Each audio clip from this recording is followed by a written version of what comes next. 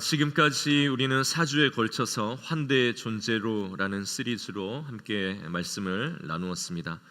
창세기 말씀을 통해서 우리가 나눈 이 시리즈가 오늘로서 이제 마쳐지게 됩니다. 오늘 마지막 시간 말씀의 제목은 담장을 넘는 환대, 담장을 넘는 환대입니다.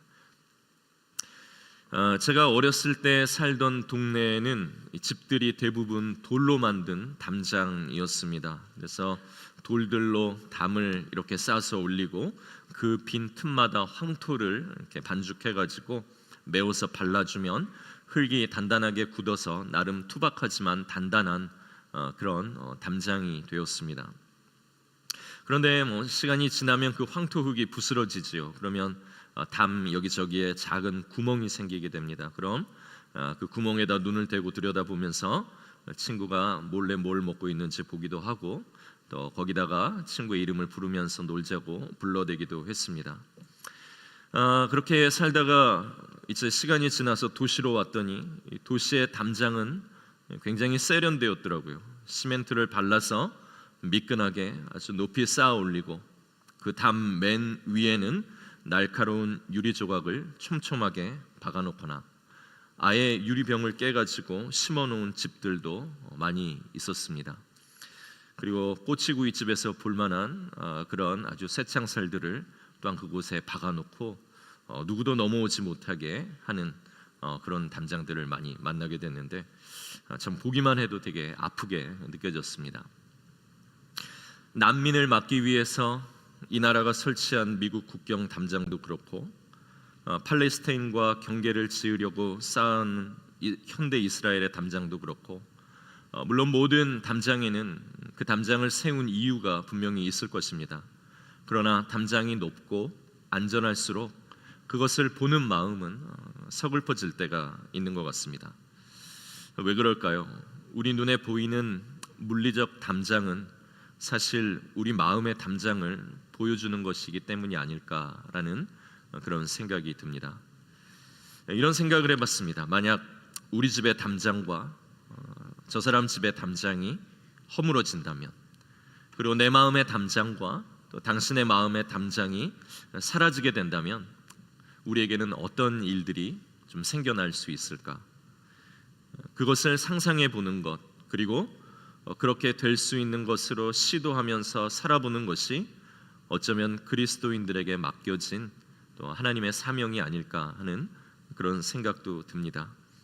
나의 담장을 열어서 사람들과 또 오이코스를 초대해보고 또 내 마음을 열어서 함께 모이고 참여하며 나아갈 때 이것이 누군가를 향한 굉장히 중요한 환대가 되고 또 이 환대가 우리 가운데서 실현되어지면서 하나님의 나라의 따뜻함이 무엇인가를 우리가 조금 알 수 있는 그런 시도가 되지 않을까라는 생각이 듭니다. 오늘 말씀은 요셉에 대한 이야기입니다. 요셉은 자기의 담장을 허물며 환대의 삶을 살아갔던 그러한 존재였습니다. 어떻게 그렇게 할 수 있었을까요? 그래서 오늘은 우리가 요셉의 삶을 통해서 환대의 존재가 되기 위해 어떤 것을 그의 삶에서 우리가 배울 수 있을지 하는 것을 찾아보는 시간이 되었으면 합니다. 자, 퀴즈. 요셉의 아버지가 누구죠? 저는 아닙니다라는 표정입니다, 다들. 요셉의 아버지가 누구입니까? 야곱이지요. 야곱에게는 몇 명의 아들이 있습니까? 12명의 아들이 있었습니다. 야곱에게는 두 아내가 있었죠. 레아와 라헬이라는 두 아내가 있었는데 당시 문화에서는 각 아내들에게 각각 여종들이 또 이렇게 있는 경우들이 있었습니다. 이 라헬과 레아가 한 남편과 결혼했기 때문에 얼마나 남편의 사랑을 독차지하기 위해서 경쟁을 했겠습니까? 하다 안 되니까 이제는 아들을 많이 낳아주면 남편이 나에게 눈길을 더 주고 나를 더 사랑할까 하여서 아들 낳기 경쟁에 돌입하게 됩니다. 그리고 둘만으로는 안 되겠든지 자신들의 몸종까지도 아이를 낳게 하면서, 왜냐하면 내 몸종의 아이는 내 소유이고 내 아이가 되기 때문에, 그래서 2명의 아내와 2명의 몸종을 통해서 낳은 아들이 12명이나 되게 된 것이죠. 그러나 이 아버지 야곱에게는 조금 더 특별히 사랑하는 아들이 있었습니다. 그것은 야곱이 정말로 사랑했던 라헬이라는 이 아내를 통해서 나온 요셉과 베냐민이었습니다. 그런데 이 사랑하는 아내 라헬은 막내 베냐민을 낳다가 그만 죽고 말죠. 가장 사랑하는 그 아내가 죽고 그 아내가 낳은 두 아이만 남겨진 것이 이 야곱에게는 얼마나 또 안쓰러웠겠습니까? 그래서 이 아버지 야곱은 요셉에게 마음과 사랑과 동정이 갈 수밖에 없었고, 야곱은 11번째 아들이지만 장자보다도 그 어떤 아들들보다도 이 아버지의 사랑을 독차지했고, 아버지의 그 사랑은 이 요셉에게 노골적인 편애로 그렇게 드러나게 됩니다. 그래서 이 아버지 야곱은 요셉에게만 채색 옷을 입혔습니다. 채색 옷은 빨간색, 노란색, 우리가 생각하는 그런 색동 저고리 같이 예쁜 옷이기도 하겠지만, 이스라엘에게서 채색 옷이라는 것은 발목까지 닿는 긴 옷으로 왕족이나 부유층, 가문의 높은 사람, 집안의 존귀한 자가 입던 그런 귀한 옷이었습니다. 그래서 채색 옷을 입는다라는 것은 그냥 색동 저고리를 입었다라는 것이 아니라 다른 사람과 구별되는 특권을 상징하는 것이었습니다. 발목까지 내려오는 치렁한 긴 옷을 입고 어떻게 더럽고 냄새나는 양치는 일을 할 수 있겠습니까? 그런 옷을 입고 어떻게 집안의 허드렛 일을 할 수 있겠습니까? 그러니 채색 옷을 입었다라는 것은 모든 일에서 열외되는 특별한 대우를 의미하는 것이죠. 그럼 이렇게 아버지의 사랑을 독차지하고 있는 요셉은 좀 눈치 있게 행동을 해야 되는데, 보통 이런 사람들이 눈치가 되게 없고 거기다가 해맑습니다. 그렇잖아도 요셉이 미워 죽겠는데, 요셉은 형들의 잘못을 아버지에게 일일이 가서 고발합니다. 그리고 형들 앞에 와서 채색 옷을 입고 한다는 말이 형들이 다 나에게 절하게 될 것이다 라며 하면서 자기가 꾼 그 꿈을 막 이렇게 자랑을 하게 됩니다. 그래서 형들이 이 요셉을 미워하는 정도가 아니라 완전히 이 요셉을 죽여야 되겠다라는 계획까지 세우게 되는 것이죠. 어느 날입니다. 요셉은 아버지가 시키는 대로 형들이 양을 치고 있으니까 그곳에 가서 형들이 잘 있는지 좀 보고 오라라는 아버지의 명령을 받고 이제 형들을 찾아 나서게 됩니다. 세겜 지역에 있다라고 했는데 가보니 형들이 없어요. 그래서 주변에 있는 사람에게 우리 형들을 봤냐? 여기서 양치는 사람들은 어디 갔냐? 했더니 세겜이 아니라 도단까지 내려갔다라고 이야기를 합니다. 그래서 도단으로 형들이 옮겨간 것을 알고 오늘 그곳까지 요셉이 찾아갑니다. 그래서 이렇게 먼 길을 찾아서 형들을 발견하고 양을 치고 있는 형들을 만나니 이 요셉의 마음이 얼마나 반가웠겠습니까? 그러면서 형들을 향해서 막 뛰어가는데, 오늘 그 뛰어오는 요셉을 바라보는 형들의 마음은 전혀 다른 마음이었습니다. 이 녀석을 오늘 잘 됐다, 여기서 우리가 죽이자 하고 그렇게 계획을 짜죠. 그러나 다행히 첫째 르우벤이 막아서 요셉은 생명을 건지지만, 형들은 요셉을 구덩이에 빠뜨려 놓았다가 지나가는 성인들에게 이 요셉을 결국 이집트의 종으로 팔아버리게 됩니다. 이 도단이라는 곳에서 이집트까지는 약 250마일에서 280마일, 한 400km에서 450km 정도가 되는 그런 거리였을 것으로 봅니다. 상인들이 노예들을 묶어서 낙타에 끌고 갈 때에 오늘 그러한 이동 경로를 생각해 볼 때 보통 3주에서 한 달 정도가 걸렸을 것으로 그렇게 봅니다. 그런데 이 한 달을 걸어서 이집트까지 끌려가는 것보다 요셉에게 더 힘든 것은 무엇이었겠습니까? 17살 소년이 겪었을 마음의 충격이었을 겁니다. 17살이래 봤자 지금 우리 티모티 중고등부 아이들에 있는 그 정도 아이들일 텐데, 그 감수성 예민한 시기에 어릴 때 엄마가 일찍 돌아가시고 아버지밖에는 자기 인생에 의지할 곳이 없는데, 오늘 그 아버지에게서 강제로 오늘 이 요셉은 분리된 것입니다. 그리고 집을 떠나서 완전히 언어도 다르고 문화도 다르고 아는 사람이라고는 하나도 없고 모두가 자기에게 우호적이지 않고 적대적인 그곳에서 오늘 던져져 살아가야 하는 것이죠.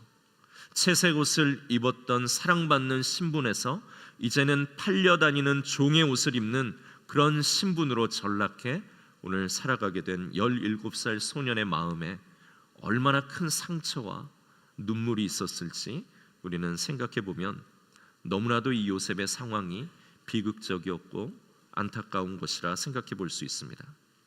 아마 제가 그런 상황이었다라면 저는 그날 보았던 형들의 얼굴을 절대 잊지 못했을 것 같습니다. 반가워 달려온 나를 구덩이에 던져놓고 그렇게 살려달라고 애원을 하는데 나를 내려다보면서 죽일까 팔아버릴까 희죽거렸던 그 얼굴들을 어떻게 잊겠습니까? 노예 상인들에게 나를 넘기고 돈을 받아가면서 형들의 얼굴이 만족스럽던 그 형들의 얼굴을 혹이라도 잊어버릴까 봐 밤마다 곱씹으며 안갚음을 다짐하면서 내 인생의 담장을 그렇게 쌓아 올렸을 것 같습니다. 그러나 그 안갚음도 내 마음대로 안 되면 이놈의 세상, 이놈의 인간들, 사람들에 대한 불신과 세상에 대한 배신감으로 증오하면서 오늘 나만의 담장을 쌓고 그 어둠 속에서 살아가지 않았을까라고 생각해 보게 됩니다. 오늘 이 요셉은 이집트에 팔려왔는데도 이집트에서도 고난의 연속이었습니다. 주인집에서 성실하게 열심히 일을 했는데 오늘 주인집 여자가 동침하자고 이 요셉을 유혹합니다. 그래서 그 자리를 피해서 도망쳤는데도 오늘 요셉은 잡혀서 억울하게 누명을 쓰고 감옥에 가게 됩니다. 오늘 감옥에 가서도 성실하게 사람들을 도와주면서 당신들이 제발 이 감옥에서 나가게 되거든 내가 갇혀있는 이 상황을 알지 않느냐, 나의 이 억울함을 제발 좀 풀어주고 여기에 있는 나를 꼭 기억해 달라고 그렇게 간절하게 부탁했지만 요셉은 철저하게 잊혀진 존재가 되었습니다. 그러면서 그 감옥에서 역시나 사람도 세상도 하나님도 기대할 존재가 아니구나 하며 모두를 향해서 요셉은 어쩌면 더 높은 담장을 쌓고 그 담장 안에서 홀로 철저히 살아갈 수 있는 그러한 삶을 선택할 수도 있었을 겁니다. 그런데 잘 알듯 요셉은 이집트 왕의 꿈을 해석해 주면서 그의 인생이 완전히 뒤바뀌게 됐죠. 이집트 왕 다음으로 가는 높은 총리가 되게 됩니다. 그리고 이집트에 닥친 7년의 풍년과 그 뒤에서 오는 7년의 흉년을 대비하게 되는 엄청난 일을 오늘 요셉이 맡게 되고 그것을 성공적으로 운영해 나가면서 이 요셉은 애굽에서 존귀한 자가 됩니다. 그런데 이집트뿐만이 아니라 그 주변에 있는 모든 나라들까지 흉년이 들게 되죠. 그때 식량을 구하러 고향에 있던 형들이 이 먼 요셉이 있는 이집트까지 찾아오게 되는 겁니다. 그리고 그 모든 것을 관할하던 요셉을 드디어 만나게 되죠.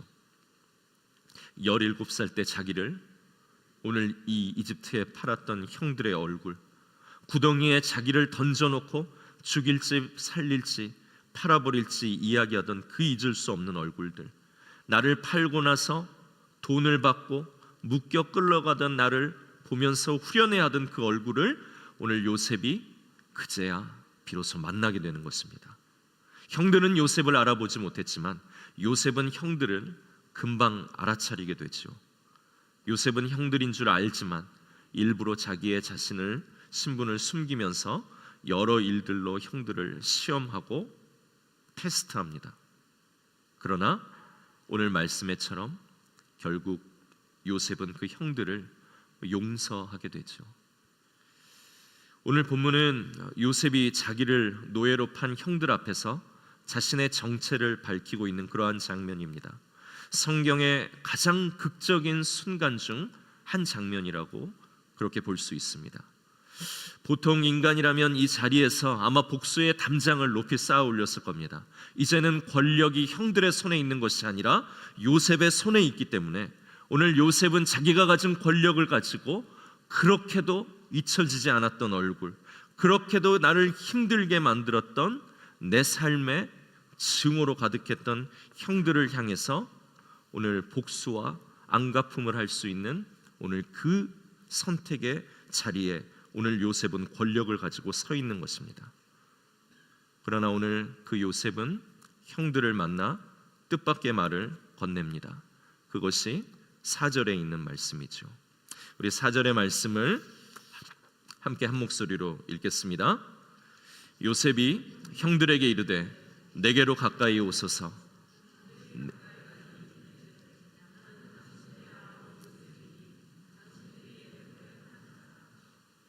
아멘.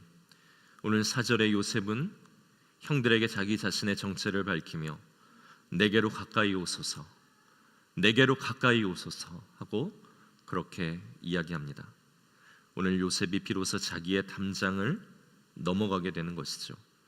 그리고 형들에게 자기가 요셉인 것을 밝힌 후 오늘 더 놀라운 말씀을 5절에 하는데요. 우리 5절의 말씀을 함께 읽겠습니다. 당신들이 나를 이곳에 팔았다고 해서 근심하지 마소서, 한탄하지 마소서. 하나님이 생명을 구원하시려고 나를 당신들보다 먼저 보내셨나이다. 아멘. 무슨 말입니까? 하나님의 섭리라는 겁니다. 하나님의 섭리.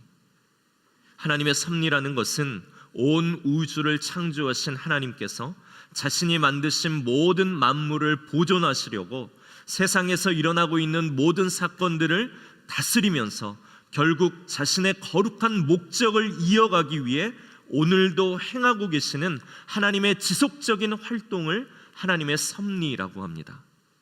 내게 일어나는 일들이, 오늘 우리 곁에서 일어나는 일들이, 나에게 찾아온 내 마음에 들지 않는 일들이 그저 우연으로 일어나는 그러한 일들이 아니라 하나님이 자기의 백성을 세밀하게 돌보는 가운데 주어진 하나님의 특별한 섭리가 오늘 내 삶이다라고 그렇게 요셉은 이야기하고 있는 것입니다.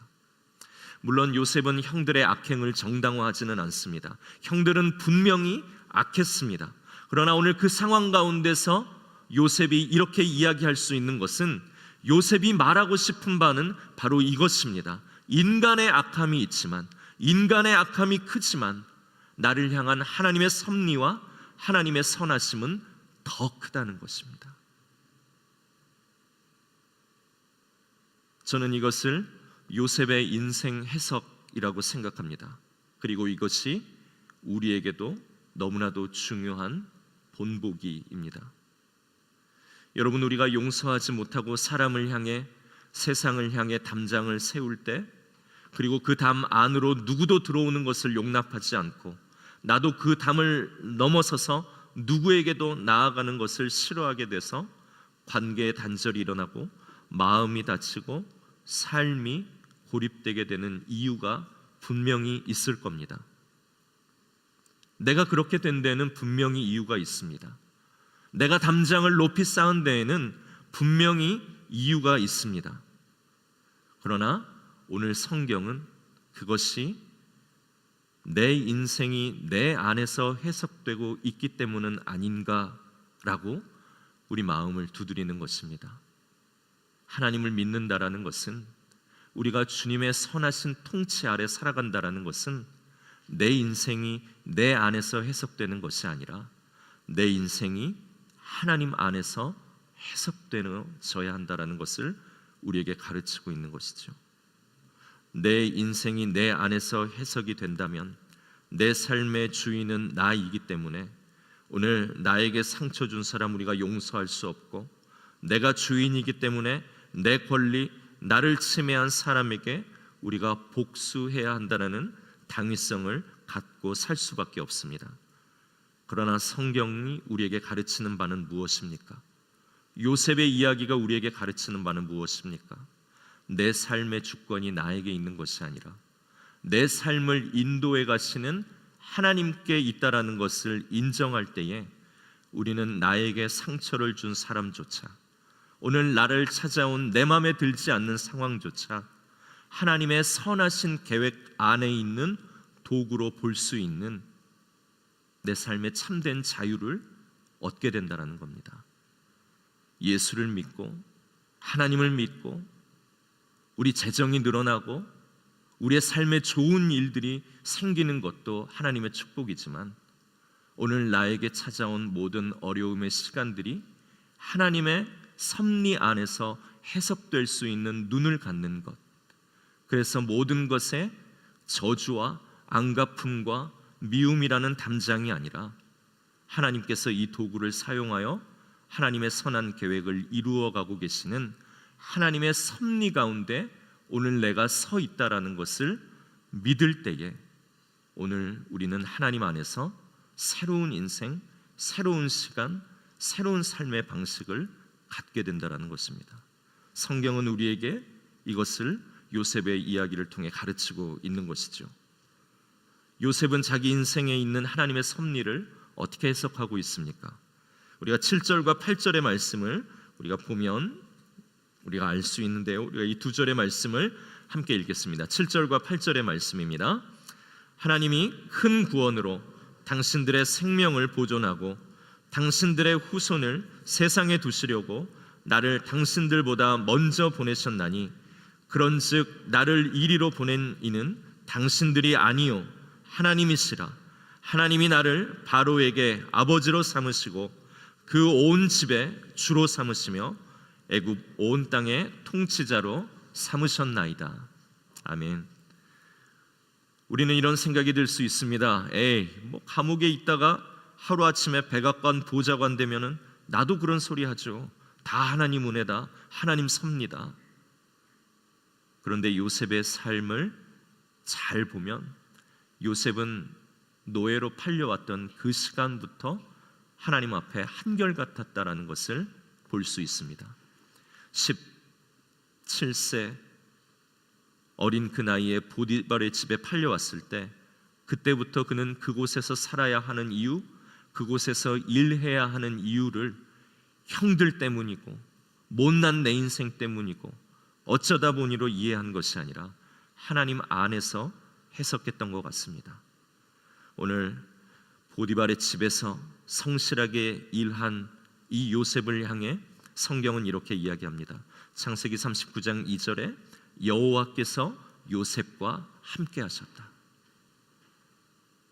여호와께서 요셉과 함께 하셨다라는 겁니다. 그 집 아내가 간음하자고 유혹할 때에도 정말로 그렇게 했다라면 주인집 아내가 요셉의 든든한 후원자가 되어서 어쩌면 그는 종으로서의 좀 더 나은 삶을 살 수 있었을지도 모릅니다.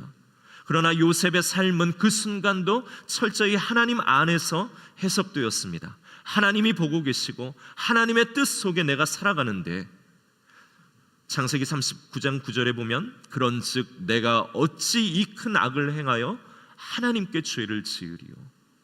오늘 요셉의 삶의 한순간도 하나님의 눈 안에서 떠나간 적이 없고 그의 삶의 모든 일들이 하나님 안에서 해석되었다라는 것을 볼 수 있습니다. 억울하게 감옥에 들어갔을 때에도 요셉은 그 억울하게 들어간 감옥 가운데에서 보디발의 아내를 탓하거나 보디발을 원망하면서 그 시간을 보냈던 것은 아니었던 것 같습니다. 창세기 39장 21절에 보면 여호와께서 요셉과 함께 하시고 그에게 인자를 더하셨다라고 하며 감옥 안에서 살아가는 요셉을 그렇게 평가하고 있습니다. 매일 밤마다 형들의 얼굴을 기억해내어서 나를 이렇게 만든, 내 인생을 이렇게 만든 형들에게 복수를 다짐하고 하나님의 섭리 그딴 건 모르겠고 안갚음하기 위해서 남부럽지 않게 내가 성공해야 하고 그런 식으로 인생의 담장을 쌓아서 그 속에서만 살아갔다라면 오늘 요셉은 보디발의 아내를 이용해서 나름 성공한 종이 되어 더 상상의 날개를 펴보면 요셉이 수단과 방법을 가리지 않고 성공을 해 오늘 그 왕궁에 입성하게 되어서 오늘 이 형들을 만나게 되었다라면 오늘 그 형들은 아마 요셉의 손에 그날 전부 죽게 되었을 겁니다. 그러나 17살 때 팔려왔을 때부터 매일 자기가 살아가는 하루하루 일어난 이해되지 않는 일들까지 하나님의 섭리 안에서 해석하려다 보니 요셉에게는 모든 것이 뒤돌아보니 하나님의 은혜이고 하나님의 특별한 계획 가운데 일어난 섭리였다라는 것을 믿게 되고 자기에게 상처 준 자, 자기를 억울하게 만든 자, 내 인생을 이렇게 망가지게 한 자라는 담장에 갇혀 살지 않고 오늘 그 담장을 넘어 결정적인 순간 오늘 자기의 원수들에게 환대를 베푸는 환대의 존재가 될 수 있었다라는 것입니다. 요셉의 성품 때문입니까? 그의 인격 때문입니까? 그가 총리가 되어서 좀 여유가 생겼기 때문에 이런 환대가 가능했었습니까? 아닙니다. 내 인생이 여기까지 온 모든 것이 하나님의 특별한 섭리 가운데서 주어진 것이지 내가 어떤 특별한 실수를 했거나 누가 내 삶을 망가뜨려서 이렇게 되지 않았다라는 하나님에 대한 믿음 때문이었습니다. 그런즉 나를 이리로 보낸 자는 당신들이 아니요 하나님이시라. 하나님이 나를 바로에게 아버지처럼 되게 하시고 그 온 집의 주인처럼 삼아주셨고 하나님이 애굽 온 땅의 통치자로 삼아주셨다라고 오늘 자기 인생의 모든 것들을 하나님의 섭리 안에서 오늘 해석하고 있는 것을 보게 됩니다. 여러분, 우리는 어쩌면 요셉처럼 누군가에게 깊은 상처를 받았을지 모릅니다. 가장 가까운 사람을 믿었는데 그 사람에게 배신을 당한 분도 계실 겁니다. 그리고 내가 사랑했던 사람들에게 버림을 받고 뒤통수를 맞은 그런 어이없는 일들을 인생에서 경험하고 이 자리에 앉아 계시고 그런 것 때문에 오늘 우리 교회에 오지 않은 분들이 계실 수도 있습니다. 그래서 우리는 마음에 깊은 담장을 쌓고 내가 다시는 사람 때문에 상처받나 봐라, 내가 다시는 사람을 믿나 봐라 하고 결심하는 분들이 계실지도 모르겠습니다. 그러나 오늘 요셉의 이야기는 우리에게 질문합니다. 그 담장이 정말 당신을 보호해 주던가요? 당신이 쌓아놓고 높이 올린 그 담장이 정말로 당신을 보호해 주고 있습니까? 아니면 혹시 당신을 가두고 있지는 않습니까? 오늘 이 요셉의 말이 우리의 기도가 되었으면 좋겠습니다. 나를 이리로 보낸 이는 그 사람이 아니요 하나님이시라.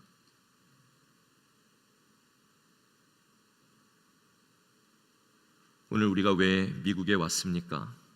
어떤 사람은 자발적으로 기쁜 마음으로 미국에 오신 분들도 있지만 어떤 사람은 환경에 팔려서 노예처럼 끌려 이 미국에 살게 된 경우들도 있습니다.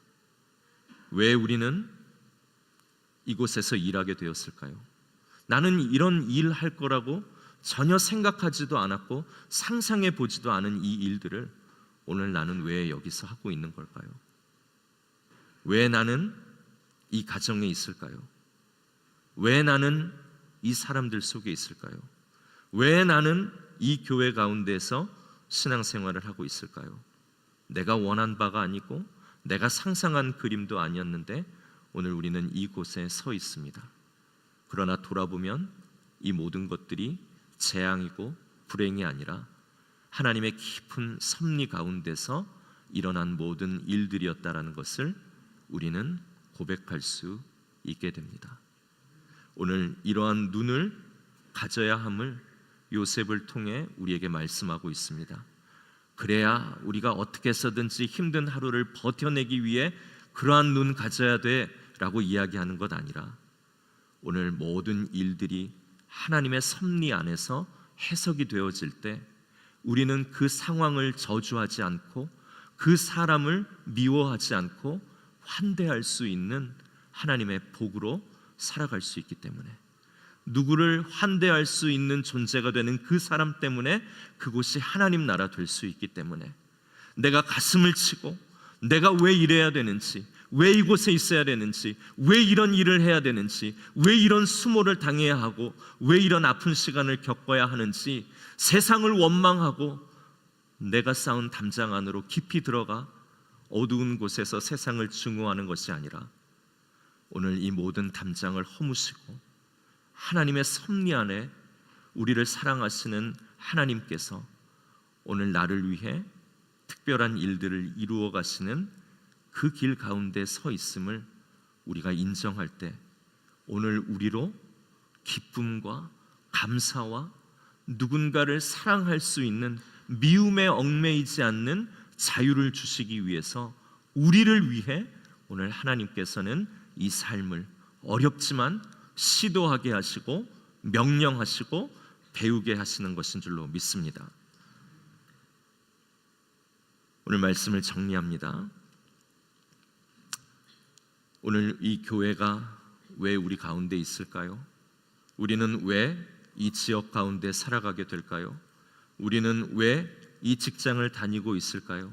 왜 이런 사람들과 함께 우리는 일해야 할까요? 그리고 왜 나는 아플까요? 왜 나는 가난할까요? 왜 나는 상처 속에서 아직도 울고 있을까요? 우리가 내 안에서 이런 문제들을 이해하려고 하고 해석하려고 하면 증오나 원망밖에는 나오지 않을 겁니다. 그러나 하나님은 이 길들을 잘 피해가려는 그러한 처세술을 우리에게 주시는 것이 아니라 다른 관점이 있다라는 것을 우리에게 이야기하시는 것입니다. 네 인생을 네 안에서 해석하는 것 아니라 너의 인생을 하나님의 섭리 안에서 해석하는 새로운 관점이 있다라는 것을 이 말씀을 통해서 우리에게 들려주시며 그분이 너의 삶을 붙들고 가기 때문에 오늘 그 담장 안에서 나와서 환대의 존재가 된다면 그냥 편안하고 행복한 삶 사는 것 아니라 누군가를 사랑할 수 있고 용서할 수 있으므로 너의 모든 어두움에서 벗어날 수 있는 참된 자유의 길이 있다는 것을 우리에게 알려주시는 것이죠. 우리를 사랑하심으로 이 환대의 삶을 살아보라라고 우리를 권고하시는 것입니다. 우리의 고난도, 우리의 상처도, 우리가 이해할 수 없는 그 일들도 모두 다 하나님의 손 안에 있습니다. 그분은 그 모든 것들을 가지고 우리를 위한 선한 목적을 위해 사용하실 수 있는 전능하신 하나님이십니다. 이것을 믿을 때에, 이 하나님의 섭리로 내 인생을 해석할 때에 우리는 비로소 우리의 담장을 넘어서 누군가를 향해서 웃을 수 있고 환대할 수 있는 용기를 얻을 수 있는 존재가 될 줄로 믿습니다. 이제 환대의 존재로라는 시리즈는 끝나지만 이제부터 환대의 존재가 되는 것은 시작입니다. 이제 이 시작을 통하여서 나 한 사람이 가는 그곳이 누군가를 향해 웃어줄 수 있는 하나님의 얼굴을 보여줄 수 있는 곳 되게 하셔서 하나님의 복으로 또 보내신 세상으로 그곳에 가서 환대를 이루는 선교의 존재가 될 수 있는 것입니다. 자, 이렇게 결단하고 이제 내일부터 세상으로 나아가면 어떤 일들이 생길까요? 막 다 나를 환대해주고 막 나를 기뻐해주고 나를 힘들게 하는 문제들이 하나도 없게 하나님이 그렇게 만들어 주실까요? 그렇지 않을 겁니다. 여전히 나를 미워하는 사람이 있을 거고, 여전히 내일 세상으로 가면 나를 힘들게 하는 사람 아니라 인간이 거기 있을 거고, 여전히 기도하고 노력했지만 내 상황이 나아지지 않는 그런 증오할 수밖에 없는 삶의 형편들이 여전히 있을 겁니다. 그러나 우리가 오늘 기도하고 결단하고 나아갈 때 어제와는 달라질 겁니다. 어제는 그 삶이 미웠고 그 사람이 증오되었지만 오늘 담장을 넘는 요셉의 환대를 보며 우리가 그런 존재 살기로 결단할 때 어제와 나는 조금 더 다른 사람이 되어서 오늘 이 담장을 넘고 하나님의 환대를 이루어갈 수 있는 작지만 소중한 변화가 우리 가운데 생길 줄로 믿습니다. 신앙생활을 오래 해서 교회 잘 나오고 예배 시간 잘 지키고 거룩한 단어들을 사용할 줄 안다고 우리의 삶이 하나님 기뻐하시는 삶 되는 것 아닙니다.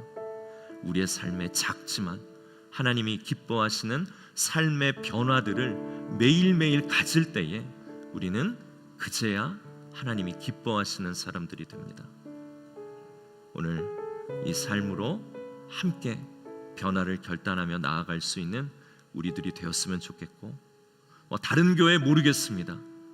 그러나 버지니아 펠로우십 교회 사람들 만나면 참 좋더라. 그 사람들은 나를 위해서 그래도 웃어주더라. 뭔가는 좀 다르더라 하는 이 좋은 소문의 부흥이 올 한 해 우리를 통해 일어날 수 있기를 주님의 이름으로 축복합니다. 이 시간 우리 가능하신 분들 함께 자리에서 일어나셔서